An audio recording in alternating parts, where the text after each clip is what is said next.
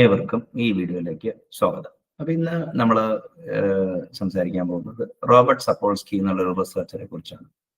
ഞാൻ 2 ദിവസം മുമ്പ് ഒരു ബുക്ക് സ്റ്റാൾ വിസിറ്റ് ചെയ്യുന്നുണ്ടായി. ഞാൻ അതിനെക്കുറിച്ചൊരു വീഡിയോ ഇട്ടിരുന്നു. അവിടെ ചെന്ന് കഴിഞ്ഞപ്പോൾ ഞാൻ 2 പുസ്തകം റോബർട്ട് സപ്പോൾസ്കിയുടെ കണ്ടു.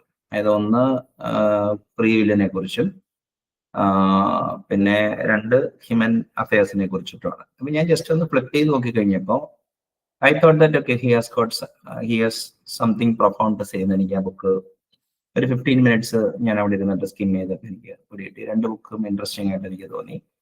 But without understanding his background or what he does ഒക്കെ ആ ഒരു 2 പുസ്തകത്തിൽ ഇൻവെസ്റ്റ് ചെയ്യുന്നത് ഒരു നല്ലൊരു ഐഡിയ അല്ലാന്ന് തോന്നിയോണ്ട് ഞാനത് വാങ്ങിച്ചില്ല.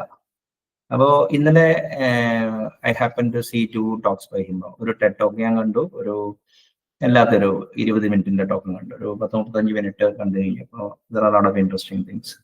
അപ്പോൾ എൻ്റെ ഒരു ബയാസ് എന്താണെന്ന് വെച്ച് കഴിഞ്ഞാൽ ഒരു നിയോ ഡാർവിനിയൻ അപ്രോച്ച് ടുവേർഡ്സ് ബയോളജിയാണ് എനിക്കൊക്കെ ഉള്ളത്.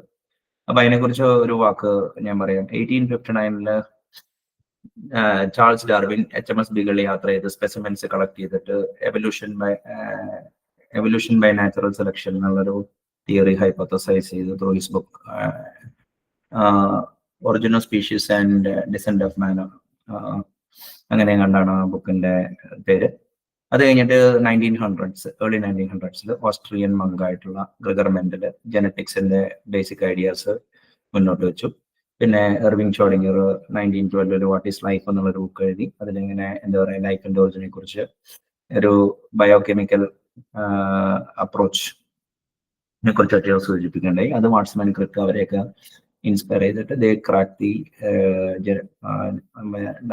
DNA സ്ട്രക്ചർ അവർ ക്രാക്ക് ചെയ്ത് ഡബിൾ ഹെലിക്സ് മോഡൽ എല്ലാം ഉണ്ടാക്കി. പക്ഷെ അപ്പോഴും ഒരു ദാർശനിക പ്രശ്നം ഉണ്ടായിരുന്നത് എന്താണെന്ന് വെച്ച് കഴിഞ്ഞാൽ, എങ്ങനെയാണ് ഈ എവല്യൂഷന്റെ യൂണിറ്റ് ഏതാണ്, സിംഗിൾ യൂണിറ്റ് ഓഫ് എവല്യൂഷൻ എന്താണെന്നുള്ളതിനെ കുറിച്ചൊരു ചർച്ച വന്നു കഴിഞ്ഞപ്പോൾ അത് ഇൻഡിവിജ്വൽ ആണോ, സ്പീഷീസ് ആണോ, ജോണർ ആണോ, കിങ്ഡം ആണോ, ഫൈലയാണോ, അങ്ങനെ ഫാമിലി ആണോ, അങ്ങനെ ഒരു ബയോളജിക്കൽ ഹൈറാർക്കിയിൽ എവിടെയാണെന്നുള്ളതിനെ കുറിച്ചൊരു ചർച്ച വന്നു കഴിഞ്ഞപ്പോൾ ഒരു ആക്റ്റീവ് ഫീൽഡ് ഓഫ് റിസർച്ച് വരികയും British researchers John Maynard Smith, one of the leading Richard ഡോക്കിൻസിന്റെ ഒക്കെ അധ്യാപകനായിരുന്നു. അവരൊക്കെ അതിലൊരു വളരെയേറെ റോള് പ്ലേ ചെയ്തിട്ടുണ്ട്. അവർ പറഞ്ഞതെന്ന് വെച്ചാൽ ജീനാണ് യൂണിറ്റ് ഓഫ് എവല്യൂഷൻ എന്നാണ്. അങ്ങനെ സെൽഫിഷ് ജീൻ എന്നുള്ള ബുക്ക് അത് പോപ്പുലറൈസ് ചെയ്യാൻ വേണ്ടി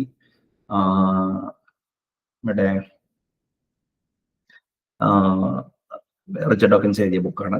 പിന്നെ നമ്മുടെ Daniel Dennett Darwin's dangerous idea, അങ്ങനെ എവല്യൂഷണറി ബയോളജിസ്റ്റുകൾ, ലിറ്ററേച്ചറാണ് കൂടെ എവല്യൂഷണറി സൈക്കോളജിസ്റ്റ്. അപ്പോൾ എവല്യൂഷൻ ദിസ് ദാറ്റ് ആ ഒരു ഫ്രെയിമിലാണ് ചിന്തിക്കുന്നത്. എന്ന സ്ഥാനത്ത് സപ്പോൾസ്കിയുടെ 2 വീഡിയോ കണ്ടപ്പോൾ പറഞ്ഞതെന്ന് വെച്ച് കഴിഞ്ഞാൽ തീം എന്താണെന്ന് വെച്ച് കഴിഞ്ഞാൽ genetics is only one part of it.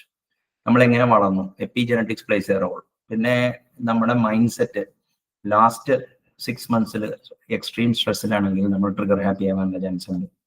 അപ്പോ അതായത് ഒരു ഡിറ്റർമിനിസം ഇല്ല നമ്മുടെ ആക്ഷൻ, കാരണം പല ഫാക്ടേഴ്സ് ഉണ്ട്. ആൻസിസ്റ്റേഴ്സ് എങ്ങനെ ഇവോൾവ് ചെയ്ത് വന്നു, ഇമ്മീഡിയറ്റ് ലീനിയേജിൽ എങ്ങനെയാണ് ഇവോൾവ് ചെയ്ത് വന്നത്, ഇതെല്ലാം അതായത് ഒരു ഹോച്ച് പോച്ച് ഓഫ് ഫാക്ടേഴ്സ് ആണ് നമ്മുടെ ആക്ഷനെ ഡിറ്റർമിൻ ചെയ്യണമെന്നാണ് അദ്ദേഹത്തിന്റെ പേര്. ഇപ്പൊ നോട്ട് ഓൺലി ജനറ്റിക്. അപ്പൊ അതൊരു പുതിയൊരു വേ ഓഫ് തിങ്കിങ് ആണ്. ഇപ്പോൾ അതിൽ നിന്ന് ജനറലൈസ് ചെയ്തിട്ട് തന്നെയാണ് പുള്ളി ഫ്രീ വില്ലിനെ കുറിച്ചും പറയുന്നതെന്നാണ് എനിക്ക് മനസ്സിലായത്. അപ്പോൾ coming days I will be buying his 2 recent books and then I will be doing A detail study. അപ്പോൾ ഇതൊരു ബയോളജിയിൽ ഒരു പാരഡൈം ഷിഫ്റ്റ് ആണെന്നാണ് ഒരു സ്ഥലത്ത് നിന്ന് ഞാൻ കേട്ടത്. അപ്പോൾ വരും ദിവസങ്ങളിൽ അതിനെക്കുറിച്ച് ഞാൻ കൂടുതൽ സംസാരിക്കുന്നത്. ഇൻ ദ മീൻ ടൈം ഏതെങ്കിലും റിസർച്ചേഴ്സിനോ somebody which I might have missed അതാരെങ്കിലും ഉണ്ടെങ്കിൽ ഇവിടെ കമന്റിൽ അതിന്റെ നോട്ട് പ്രതീക്ഷിക്കുന്നു. I hope this was useful. നന്ദി, നമസ്കാരം.